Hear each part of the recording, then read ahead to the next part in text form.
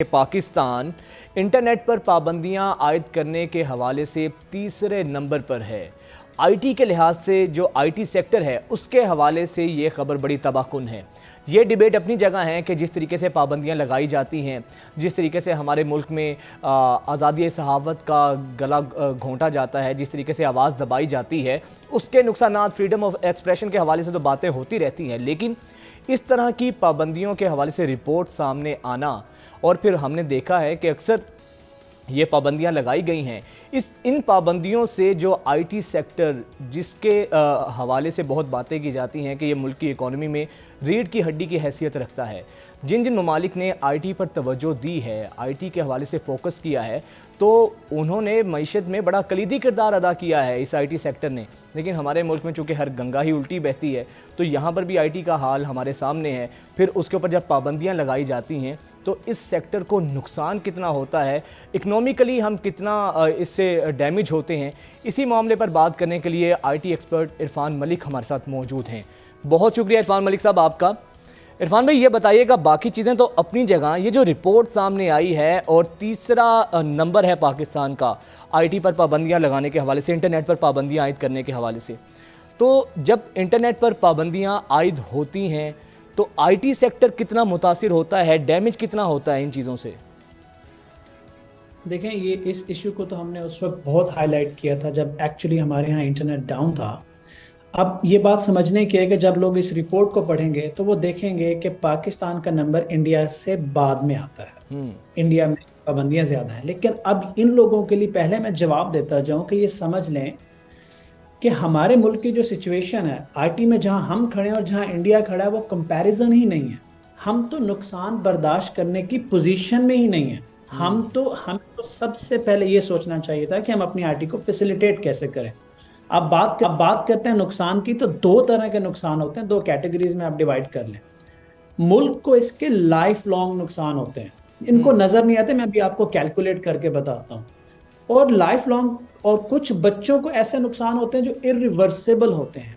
For example कि आप लोग मोस्टली जो हमारे पाकिस्तान में लोग हैं वो इंटरनेशनल क्लाइंट्स के लिए काम कर रहे हैं। अब जिन प्रोजेक्ट्स पे हम काम कर रहे हैं वो प्रोजेक्ट पर डे 40,000, 60,000, $50,000 बना रहे हैं, इससे भी ज्यादा, क्योंकि मैं जिन प्रोजेक्ट्स को, अब अगर वो प्रोजेक्ट डाउन होता है किसी क्लाइंट का, गोरे का, और उस वक्त पाकिस्तान की टीम डिस्कनेक्टेड है, इंटरनेट पे काम ही नहीं कर रही, तो वो सालों का एतमाद दिनों में खत्म होता है। उसका कोई कसूर नहीं है। एक गोरा नहीं समझेगा कि पाकिस्तान में नेट का इशू है, क्यों है, किस वजह यहाँ से के है, हालात क्या हैं। हाँ, वो नहीं समझेगा। वो इमीडिएटली हमें फोन करेगा और कहेगा कि यार आपको लगता है कि किसी और मुल्क में हम टीम बना लें।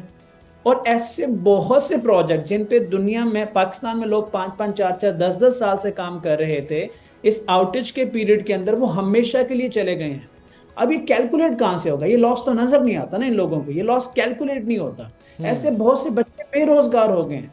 पता है, 6 से 8 महीने में मिनिमम बता रहा हूँ, ऑन एवरेज 1 से 1.5 साल लगता है एक फ्रीलांसर को अपना पहला कॉम्प्रिहेंसिव प्रोजेक्ट ऑन बोर्ड लाने में। अब जब वो प्रोजेक्ट ऑन बोर्ड आता है और इस तरह के इश्यूज आते हैं, उसका करियर ही खत्म हो जाता है। वो होपलेस हो जाता है। एक बच्चा होपलेस जब होगा तो वो क्या करेगा? हमारे यहाँ इंटरनेट बंद करना ऐसे है जैसे कोई लोकल मार्केट बंद करा देना, और हमें पता नहीं है कि इसके डैमेजेस जो हैं आप कई सालों तक भुगत रहे होते हैं। अच्छा इरफान, ये बताइएगा, जिस तरह आपने बात की कि हमें आइडिया नहीं है, हमारी जो हुकूमतें होती हैं, जो अब तो आईटी मिनिस्ट्री भी है, वजारत भी है, उनको इस चीज़ की रियलाइजेशन नहीं है कि इसको डैमेज करने से नुकसान कितना होगा, और अगर उनको इस चीज़ का मालूम भी है तो क्या फिर भी इन तमाम तर जो भी सियासी हमारे हालात हों, इसका कोई और सब्स्टिट्यूट नहीं है कि ये सिंपल सा हल है कि आप बिल्कुल इंटरनेट की बंदिश कर दें और उसके बाद आप अपना जो चाहे करते फिरें? देखिए, मैं इसका सीधा जवाब दूंगा। अब कोई माइंड करे तो मैं उसकी से पहले माजरत कर लूँगा।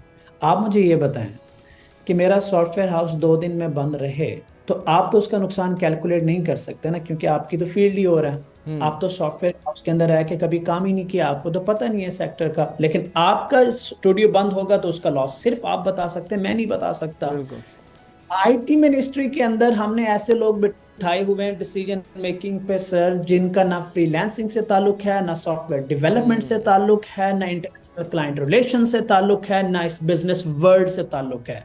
अगर ऐसे लोग बैठे होते, मैं गारंटीड कहता हूं, जो नीचे से उठ के गए हैं, जो इस सारे साइकिल को देख के गए हैं, जो स्ट्रगल करके गए, जिनको एक क्लाइंट लाने के लिए कई कई रातें काम करना पड़ा हो, कई रातें जागना पड़ा हो, कई रातें ऑफिस के फर्श पे सोना पड़ा हो, वो इंटरनेट बंद करने से पहले 1000 मर्तबा सोचेंगे। हम लोग जहां चंद एप्स को रिस्ट्रिक्ट करके अपना काम चला सकते हैं, हम वहां पे इंटरनेट बंद कर देते हैं। The only reason is that कि वहां जो लोग बैठे हैं वो इस दुनिया को समझते नहीं, उनका ताल्लुक इस आईटी और फ्रीलांसिंग की दुनिया से है ही नहीं। तो मैं उम्मीद कर भी नहीं सकता कि वो ऐसी पॉलिसीज बनाएंगे कभी। उस वक्त तक ऐसी पॉलिसीज नहीं बन सकती कि इंटरनेट कब शट डाउन होगा, कैसे शट डाउन होगा, स्ट्रेटेजिकली एंड सिस्टमैटिकली, जब तक इस दुनिया से उठ के लोग, इस फ्रीलांसिंग और आईटी की दुनिया से लोग उठ के डिसीजन मेकिंग में नहीं बैठे होंगे। अच्छा इरफान, भारत हमारा हमसाया मुल्क है, उसकी आईटी इंडस्ट्री भी आपके सामने है। तो ये जो बंदिश है इंटरनेट की, हम तो ये देखते हैं सिर्फ पाकिस्तान में ही तो नहीं होती, बाकी ममालिक में भी होती है, तो फिर हम ही क्यों इस पर ज़्यादा कूदते हैं? आपको क्या लगता है कि बाकी ममालिक में भी यही चीज़ें हैं ऐसी? दो रीजन देखें, हर जगह होता है, लेकिन दो चीजें समझ लें। जब एक घर के अंदर कोई आफत आती है, कोई फाइनेंशियल क्राइसिस आता है, तो उस घर के लोग बाहर काम पे जाने से पहले ये नहीं देखते कि बाहर बारिश हो रही है या आंधी आ रही है, वो काम पे जाएंगे। और जिस घर के अंदर रिजर्व्स पड़े, पैसों के क्राइसिस ना हो, वो हल्का सा मौसम गर्म भी हो तो घर से काम के लिए नहीं निकलते। हमारे मुल्क के हालात देखें, आईटी की जरूरत को देखें। हमें जो भी हालात खराब हो, हमें आईटी को फैसिलिटेट रखना है, हमें आईटी को चलाते रहना है। बिल्कुल। बाकी मुल्कों में इंटरनेट की जो बंदिश होती है वो सिस्टमेटिकली होती है, एरिया वाइज होती है। देखते हैं वहां कौन लोग कैसे होंगे, फिर उनके बैकअप प्लान्स होते हैं, और फिर वो डैमेजेस को भी पे ऑफ करते हैं। They know what to do. उनका एक पूरा इंफ्रास्ट्रक्चर बना हुआ है।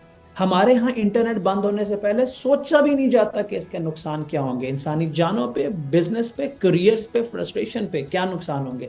हमें अगर पॉलिसीज बना लेते कि सिक्योरिटी के मसले हैं, इंटरनेट बंद होते हैं, उस पर आप नहीं कह सकते बात, लेकिन सिस्टम बना लें, स्केड्यूल बना लें, जियोग्राफिकल रीजन्स कर लें, जोन्स बना लें, ठीक है, फिर इंफॉर्मेशन सिस्टम बना लें। अगर आज आप मुझे बताते हैं ना कि सर कल इंटरनेट बंद होगा और इतनी देर से इतने बजे तक बंद होगा, तो शायद मैं कुछ कर लूँ, शायद मैं अपने क्लाइंट को इन्फॉर्म कर दूँ, शायद मैं कोई बैकअप अरेंज कर लूँ, शायद मैं इंटरनेशनल दोस्तों से कह के कुछ अरेंजमेंट कर लूँ। हमारे यहाँ तो मैं बता रहा हूँ ना कि ओवरनाइट बंद होता है और पता भी नहीं होता कि क्यों बंद है, कहाँ बंद है, कब आएगा, कब नहीं आएगा, कोई कम्युनिकेशन का जरिया ही नहीं है। हमारे यहाँ कोई सिस्टम अच्छा नहीं है। इरफान, बाकी सिस्टम बिल्कुल आपने सही बात की है, लेकिन हम ये भी देखते हैं कि इंटरनेट का जितना गलत इस्तेमाल भी होता है, फेक न्यूज़ फैलाई जाती हैं, इवन के कोई भी शख्स उसकी किरदार कुशी कर दी जाती है, और मुल्क की सॉवरेनिटी की हद तक जो है ना कई दफ़ा डैमेज हमें देखना पड़ता है, क्योंकि कोई ऊपर मैकेनिज़्म नहीं है, कोई ऐसी रेगुलेटरी बॉडी नहीं है जो देखे, कोई चीज़ों को सेंसर करे।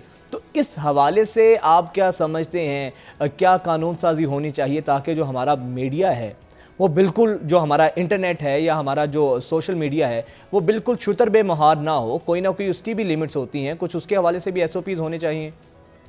ये बड़े ना सीधे और पेनफुल सवाल करो, मैं आपको उसका सीधा ही जवाब दे देता हूँ।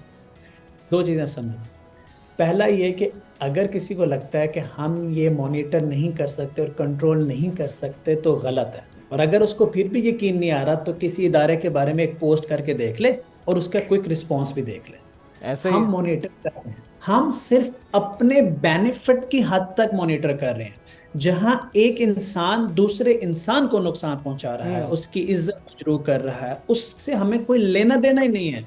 हमें तब मसला होगा जब बात हमारी जात पे आती है।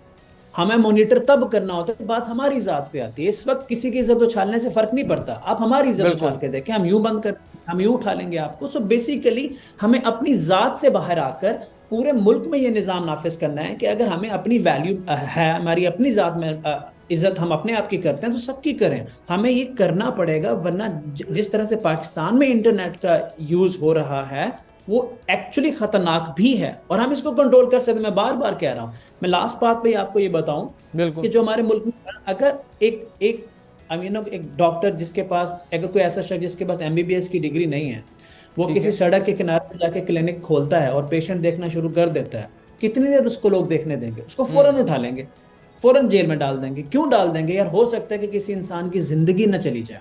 लेकिन यहाँ पे आके इंटरनेट के ऊपर फेक स्कॉलर्स और इस तरह के लोग इतने बड़े डैमेज कर रहे हैं जिससे कौमें तबाह हो सकती हैं। कुछ भी नहीं किया जा रहा, जो भी उठता है रातों रात चैनल बना के कुछ भी बोलना शुरू कर देता है। सर, और यही हमारे यहाँ मसला है, किसी किस्म का कोई कानून negativity नहीं है, जिसका जो दिल करता है वो वही मवाद डालता है। हमारा